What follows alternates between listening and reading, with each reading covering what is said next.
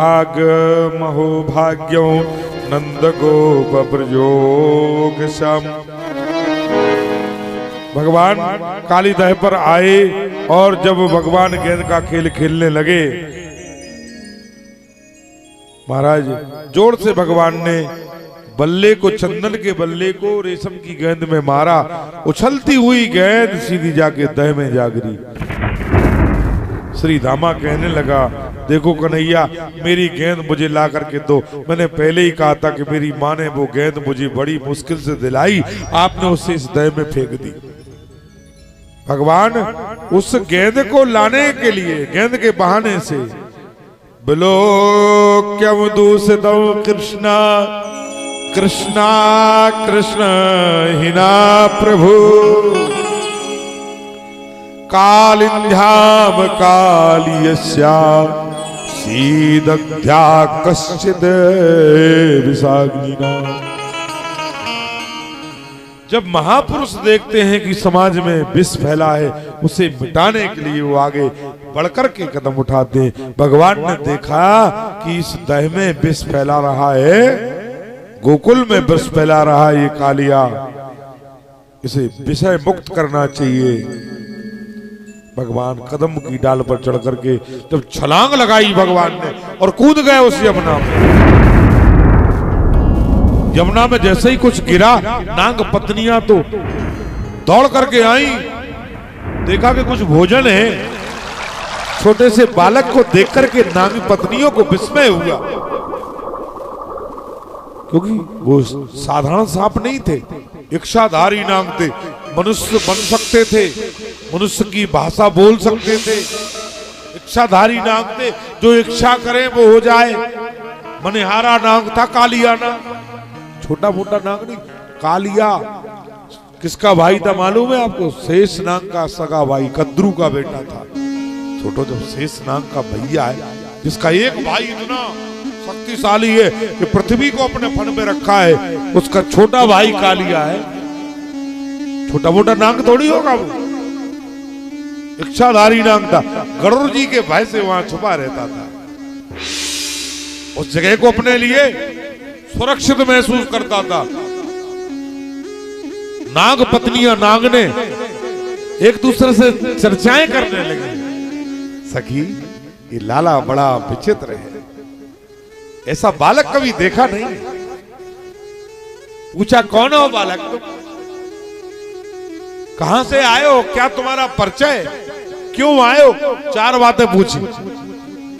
कौन गांव से आया बालक और क्या है तेरा नाम रे?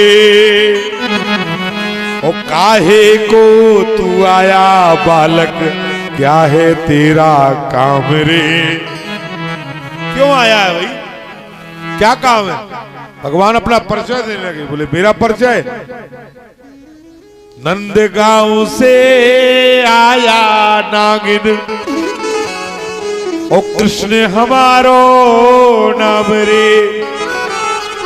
वो अपने पति को जरा जगा दे, बस उसी से काम रे। अपने पति को जरा जगह में उससे मिलने आया। नाग पत्नियां हंसने लगी, कहा, बालक, छोटे से बालक को दूध के दांत टूटे नहीं, कालिया से मिलना है। मालूम है कालिया 101 फन वाला नाग है और 100 धनुष की लंबाई है। एक धनुष 3.5 हाथ का होता है। 350 हाथ लंबा था कालिया, तो लंबाई 350 हाथ थी, तो मोटाई कितनी थी? बड़े बड़े दिग्गज वृक्षों से भी मोटा था, जिसके 101 फन थे। अपने परिवार के साथ उस दह में रहता था। इतना विशाल दह था वो, इतना गहरा था। भगवान से वो नाग पत्नी आपस में कहने लगी कि जब ये नाग से मिलने की बात कर रहा, तो ये बालक नहीं है। बालक रूप धरे सुर कोई, ऐसा लगता है कि ये बालक बनकर के कोई देवता आया है, देवता की चाल है। नाग ने बोली, बोले बालक यदि तेरे मन में ये बात है कि तू कालिया नाग को बस में करके उसकी मणि निकाल के ले जाएगा, तो ये सपना अपने मन से निकाल दे, क्योंकि यहाँ पर उस मणि को पाने के लिए आए तो लाखों, लेकिन लौट करके वापस नहीं गया। कालिया से बच पाना बड़ा मुश्किल है, वो बड़ा भयानक जहरीला नाग है। उसके जहर का तुझे अभी अंदाजा नहीं है। सोना ले ले, चांदी ले ले, हीरा ले ले, मोती ले ले, तुझे जो चाहिए ले ले, लेकिन जल्दी से यहाँ से भाग जा, क्योंकि हमें तेरे स्वरूप को देख करके दया आ रही। हम तुझे मारना नहीं चाहती, मरने देना नहीं चाहती। ले ले बालक सोना चांदी और 1.25 लाख की जोड़ियां, ले ले बालक हीरा मोती मेरे पति की चोरियां। सोना चांदी हीरा मोती जो चाहिए ले ले, पति ना जाग पाए चोरी से भाग जा। भगवान बोलेगा नहीं, सोना नहीं चाहिए, चांदी नहीं चाहिए, ना चाहिए मोए सोना चांदी, न 1.25 लाख की जोड़ियां। और मेरी मैया जी ने मंगाई काली नाग की रस्सियां। तेरा नाग बड़ा मुलायम है, 2-4 रस्से बना के ले जाऊंगा, उसके शरीर के अपनी माँ को दूंगा, क्योंकि वो जब मंथन करती है रई से तो रस्सियों से उसके हाथ में फोले बन जाते हैं, तो 2-4 रस्सियां बना के तेरे पति की ले जाऊंगा। नागे बोली के वाह, हम तो तुझ पर दया कर रहे, छोटा सा बालक दूध के दांत गिरे नहीं और दया कर रहे, और तू हमारे पति की रस्सियां बनाएगो, हम देखत कैसे बनावे भाव है तू। नाग ने दौड़ी दशवे के लिए, भगवान ने दोनों को धक्का दिया और दौड़ लगा दी जहां कालिया सो रहा था। उसकी पूंछ पर जाके भगवान ने पांव पकड़ा। लागत बात खोले द्रग दो, आंखें जब कालिया ने खोली और क्या कह रहा, आज तो भोजन मुझे जगा रहा है। छोटा मोटा मनुष्य तो उसका भोजन था, बोले भोजन मुझे जगा रहा है, आज मैं इस बालक को खा करके अपनी भूख मिटाऊंगा। महाराज कालिया लिपट गया कन्हैया से।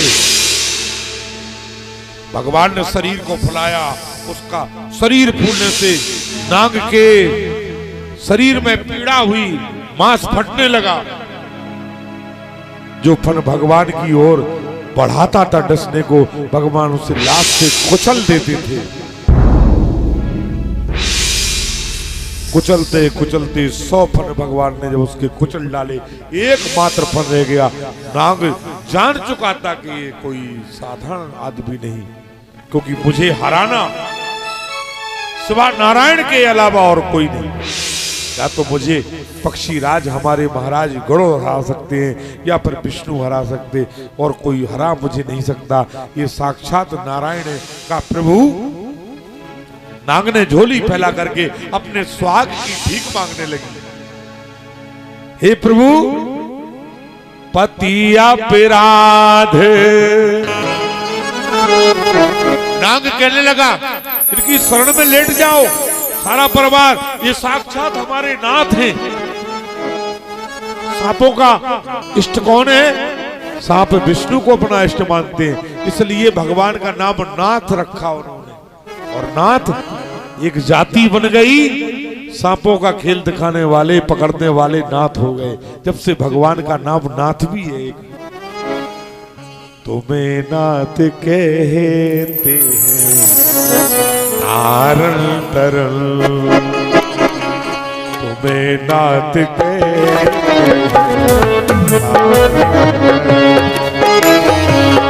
तुम्हें नाथ कहते हैं नारण तरल। हमें नाथ ले लो, हमें नाथ ले लो अपनी शरण, तुम्हें नाथ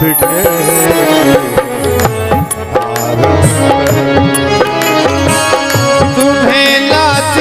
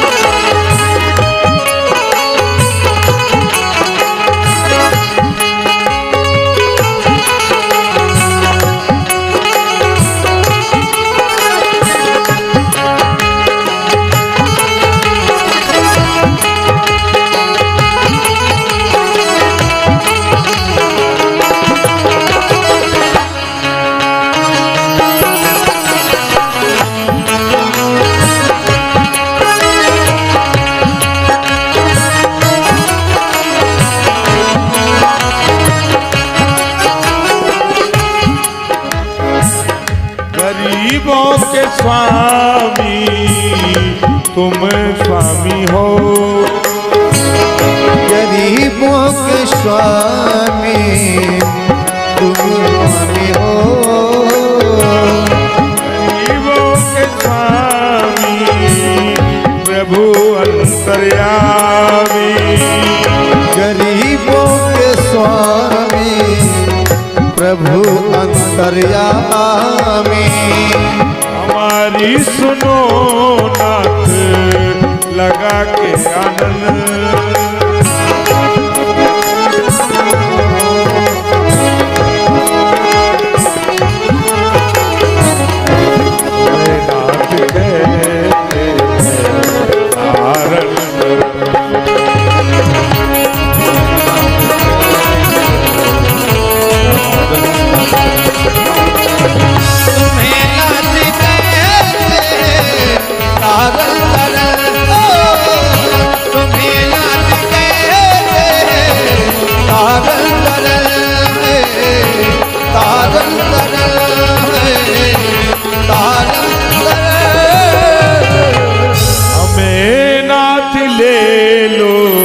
अपनी शरण तुम्हें नाथ कहते तारण। कालिया जान गया ये हमारे नाथ हैं, चरणों में लेट जाओ। नाग पत्नियां कहने लगी प्रभु मोहे विवश माया नहीं जानी। मोहे विवश माया नहीं जाना और पति अपराध क्षमा भगवाना। हे प्रभु हमारे अपराध को क्षमा करो। ब्रह्मा आदि भी जब आपके स्वरूप आपकी लीला को नहीं जानते तो हम जैसे नाग जड़ आपकी लीला को आपके स्वरूप को कैसे जान सकते, हमें माफ कर दीजिए। भगवान कहने लगे तब बोले प्रभु मुस्काई रमणक दीप रहो तुम जाई। हे नाग इतने बड़े नागों को इस जम्बू द्वीप पर रहने का कोई अधिकार नहीं। मैंने ये धरती जम्बू द्वीप मनुष्यों के लिए बनाया है। इतने बड़े नाग यदि यहाँ रहेंगे तुम्हारी जाति के लोग यहाँ बढ़ जाएंगे तो फिर ये पृथ्वी के मनुष्य जीव जंतु सब भयभीत हो जाएंगे। इसलिए आप जो है रमणक द्वीप के लिए चले जाओ जहां इतने बड़े बड़े नाग रहते हैं। नाग भगवान को प्रणाम करके और रमणक द्वीप के लिए प्रस्थान करने के लिए चला गया। भगवान उसके फण पर नाचते हुए मुरली को बजाते हुए ऊपर निकले। यशोदा को लोगों ने पकड़ रखा था, ग्वाल वालों ने पकड़ रखा था, पर ना यशोदा तो उसी में कूद जाती है में। सारे ग्वाल बाल विलाप कर रहे थे। कृष्ण को देख करके प्रसन्न हो गए सब लोग। जय जयकार हुई। आकाश से देवताओं ने फूलों की वर्षा की और नाग रमणक द्वीप को अपने परिवार के साथ में चला गया।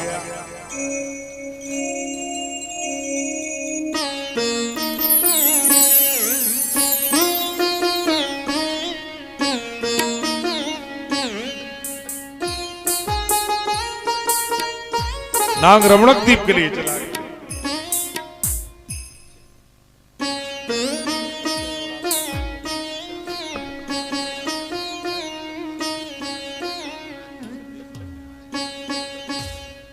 हमारे महाराज जी नैनगर पहाड़िया वाले उनका जोरदार ताली लगा बजा करके स्वागत करेंगे मंच पर। हमारे मध्य में हैं, उनका स्वागत है इस पंडाल में, कथा पंडाल में। और हमारे साथी पाठक जी हमारे जो आए हैं मंच पर स्वागत कर रहे हैं भागवत जी का और विप्र देवताओं का, उनका भी जोरदार ताली बजा करके स्वागत करेंगे। ऐसे साधु संत हमारे बीच में हैं, ये बड़े भाग्य का विषय है। बहुत बहुत स्वागत है, महाराज जी का अभिनंदन है। साधुवाद, ठाकुर जी की कृपा उन पर सदा बनी रहे। जय श्री कृष्ण।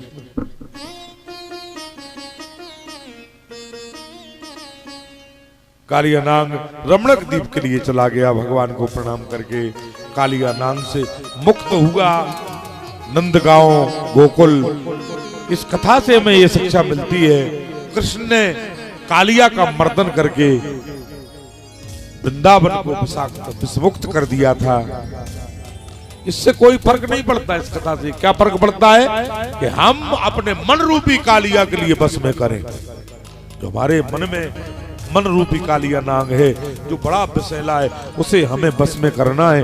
यदि हम उस आत्मा रूपी कृष्ण के द्वारा मन रूपी कालिया को बस में करेंगे तो हमारे जीवन का कल्याण हो जाएगा। ये कथा हमें यही उपदेश देती है कि आप अपने मन रूपी कालिया का मर्दन करें, मंथन करें, मन को नाथ लें। और मन यदि बस में है तो फिर जीवन में प्रभु प्राप्ति से हमें कोई रोक नहीं सकता। विषयों से, क्योंकि मन ही विषय रूपी विषयों को जन्म देता है और इससे हमारा हरन्ति ज्ञान रत्नानी, ज्ञान रत्न हर लेता है ये मन। हमारे विषयों में आसक्त होकर के मन निर्विषयम निर्विषयम मना, यदि विषय से मुक्त मन हो जाए तो प्रभु की प्राप्ति में हमें देर नहीं है। इसलिए मन को विषय से हटा करके विषय मुक्त करना है। यही कालिया नाग की नंथन की कथा हमें उपदेश देती है। कालिया नाग का नंथन। नमस्तुभ्यं भगवते पुरुषाय महात्मने भूतावासाय भूताय पराय परमात्मने ज्ञान विज्ञान निधये ब्रह्मणे अनंत शक्तये अगुणाया विकाराय नमस्ते प्रकृताय च। कालिया नाग ने बहुत से श्लोकों से भागवत जी में दसम स्कंद के 16वें अध्याय के 39, 40, 41, 42 से लेकर 48 श्लोकों द्वारा वंदना और भगवान की स्तुति गाई। नमो अनंताय सूक्ष्माय कूटस्थाय विपश्यति नाना पादानुरोधाय वाच्यम वाचक शक्तये नमः कृष्णाय रामाय वासुदेव सुताय च प्रद्युम्नाय रुद्राय साधवतां पतये नमः। कई श्लोकों के द्वारा भगवान की स्तुति कालिया ने गाई और कालिया भगवान को प्रणाम करके अपने लोक को जहां से आया था चला गया। जहां से आया वहीं चला गया, क्योंकि ये जीव जहां से आता है वहीं चला जाता है। एक सज्जन मिले, एक सज्जन ने एक सज्जन से पूछा, हाथ में दिया धरे थे, दीपक जलने वाला दीपक रखे थे, बोले बताओ जब ज्योति कहां से आई। एक सज्जन से पूछ रहे, दिया हाथ पे धर के दिया जला रहे और पूछ रहे कि ज्योति कहां से आई। वे सज्जन ने होशियार आते बोले ने हमारे लगा आओ, हम बता रहे कि ज्योति कहां से आई। और लगा आओ बोले, और लगा आओ बोले, और लगा आ गए, और लगा आओ, और लगा आ गए। और पास में जब बिल्कुल पास में मुंह के वो दीपक आ गया, बोले अब पूछो क्या पूछ रहे। बोले जा पूछ रहे कि ज्योति कहां से आई। तो उनने फूकी बाय, फूकोगे तो बुझ जाएगी। जब दिया फूकोगे, दीपक को फूकोगे तो बुझेगा कि नहीं। अब वो बुझ गया। अब भी बोले सज्जन, बोले जा बताओ कि जा गई कहां। बोले तुम बताओ कि गई कहां, सो हम बताएं देत के जा आई कहां से हती। जहां से आई थी वहीं चली गई। बोले जा तो ये जीव जहां से आता है वहीं चला जाता है। समुद्र से पानी आता है, बादल पानी भरते हैं, आकाश से पानी बरसता है, नदियों से, गलियों से, संगृत होकर के पानी और जाता है सीधा कहां, सीधा समुद्र में जाके फिर मिल जाता। जहां से जल आता वहीं चला जाता, जहां से जीव आता वहीं चला जाता है वापस। जो जहां से आता है वो वहीं जाता है। भगवान ने ब्रज में माखन की बहुत लीलाएं की और माखन चुराते समय भगवान इस घर में उस घर में ग्वाल वालों के यहाँ जाते थे, उन्हीं के घर ग्वाल वालों को लेकर के जाते थे, माखन चुराया करते थे। माखन की लीलाएं भगवान ब्रज में करते थे। अपने लिए माखन भगवान ने कभी चुराया नहीं, कभी भगवान ने नहीं खाया। किसी समय ग्वालों ने थोड़ा उंगली से लगा करके चटा दिया हो, भोग लगा दिया। आज भी आदमी मंदिर में जाता है थाली लगा के, भगवान खाते नहीं है, भगवान कभी खाते नहीं है। भगवान सिर्फ तुम्हारी श्रद्धा देखते हैं। जिस दिन भगवान खाने लगेंगे उस दिन आदमी भोग लगाना छोड़ देगा। यदि भगवान खाने लगेंगे